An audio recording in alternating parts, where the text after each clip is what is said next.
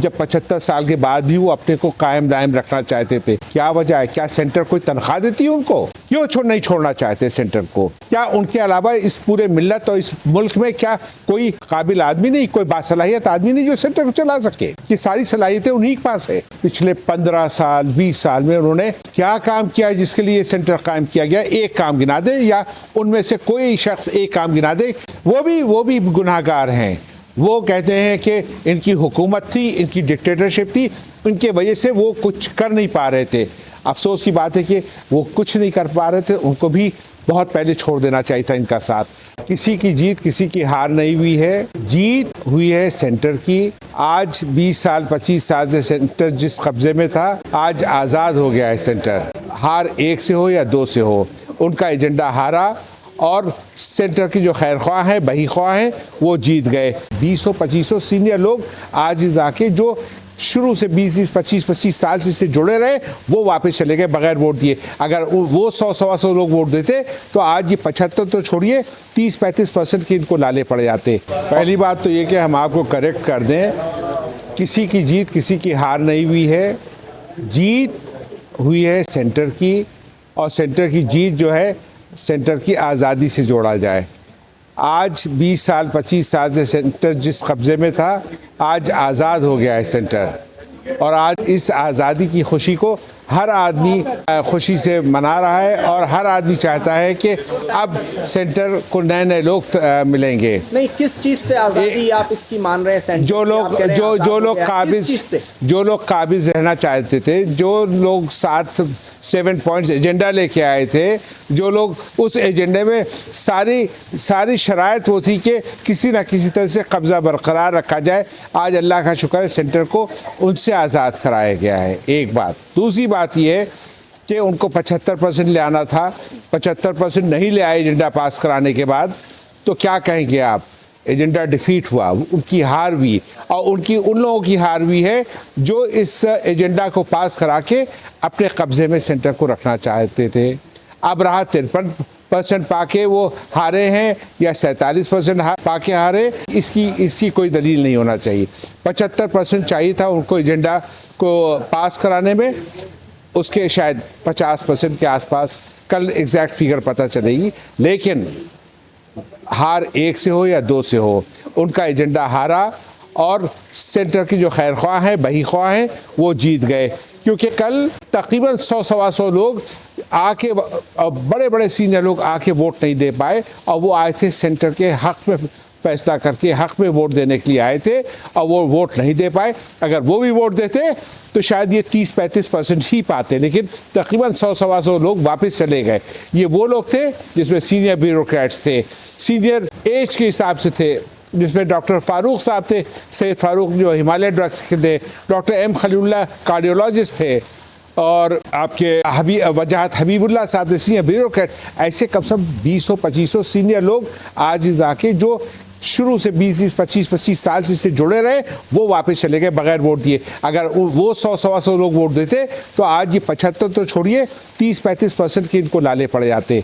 और अल्लाह का शुक्र है जीत एक की हो या 1000 से हो। अब आज इस सेंटर का आज़ादी का दिन है, और इंशाअल्लाह ताला इस सेंटर के हक़ में अच्छे से अच्छे लोग आएंगे, और सेंटर के मेंबरानों को हक़ है कि अच्छे से अच्छे लोगों को लेके आए, ताकि इस सेंटर पे वो सारे काम हो सके जिसके लिए ये कायम किया गया था। सवाल एक और ये भी है कि क्या सिर्फ सिराजुद्दीन कुरैशी की एज वाले फैक्टर को लेकर मुखालिफत में इस सेंटर के तमाम मामलात को इतना बाहर कर दिया गया कि कोर्ट तक बातें पहुंची, सुप्रीम कोर्ट इन्वॉल्व हुआ उसमें, सुप्रीम कोर्ट तक सारी चीज़ें पहुंची, ऑब्जर्वर को यहाँ बिठाया गया?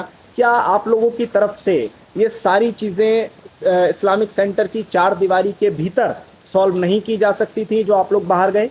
ये तो नाकामयाबी, कामयाबी या बदउनवानी या बदनीयती या मुखालफत आपस में उन लोगों की है जो इनके साथ जुड़े रहे हैं। सिराज साहब और दूसरे मेम्बरान जो BOTs में थे, एग्जीक्यूटिव में थे, उन लोगों ने आपस में मुकदमात शुरू किए हैं, और जिसके लिए सेंटर ने बहुत बड़ा नुकसान उठाया है।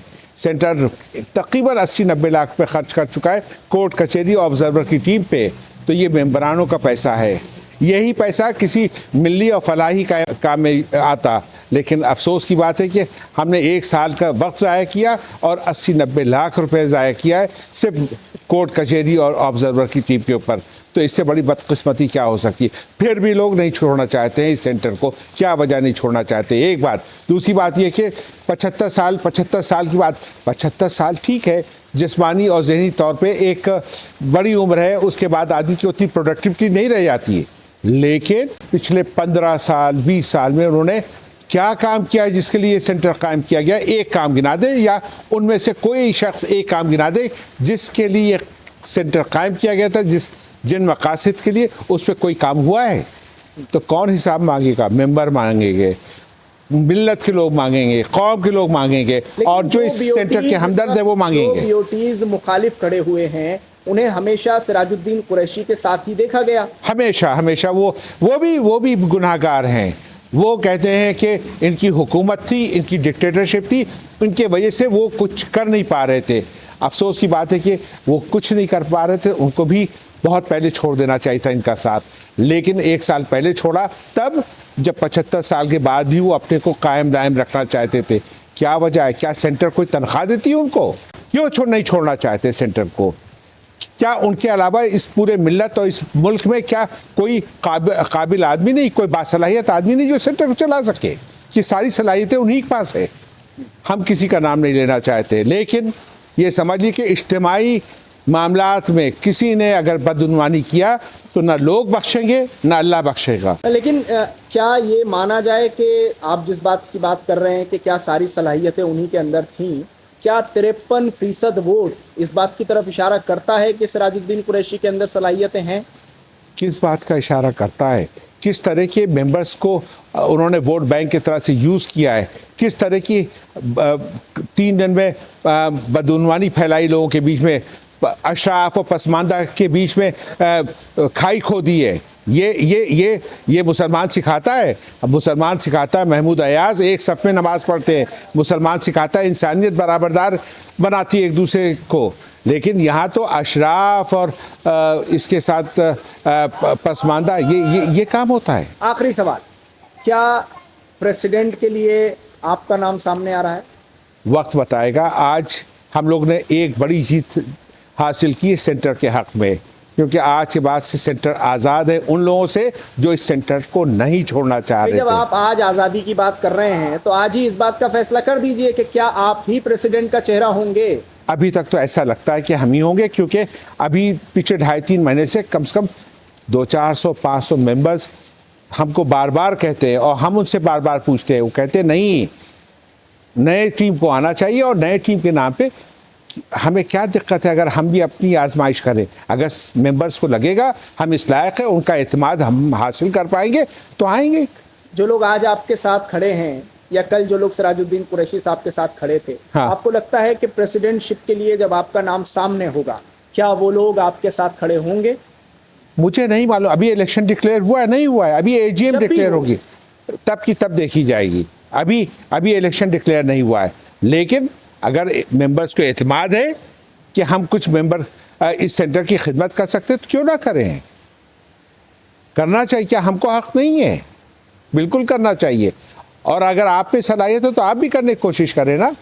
क्या सारी सलाहियतें हमारे पास है या उनके पास है? हो सकता है आप पास वो सलाहियत हो, आप भी कोशिश करें, आप भी जोर आजमाइश करें। और खिदमत खल्क में और समाज की खिदमत के लिए हर आदमी को वेलकम कहना चाहिए, हर आदमी को आगे बढ़ना चाहिए।